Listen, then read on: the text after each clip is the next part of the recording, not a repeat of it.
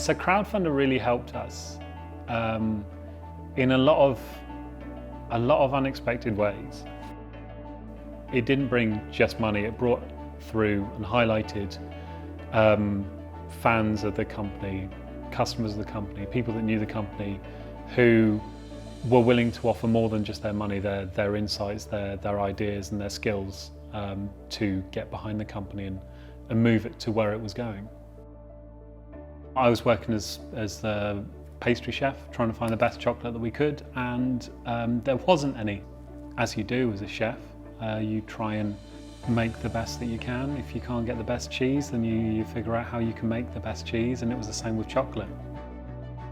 Before I'd even kind of started the company, I had a couple of Christmas markets I was going to go to and try and flog some of this half-decent chocolate that I'd made. So I went along to the first one.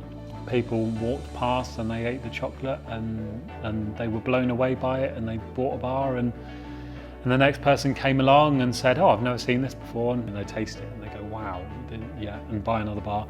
So I got to the end of the evening and I'd sold out of chocolate, and that was the Friday.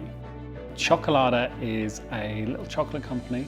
We're based in Cornwall, and we make chocolate, as simple as that. After being told by everyone I mentioned it to that it was a crazy idea, I thought it was way too fun to pass up on.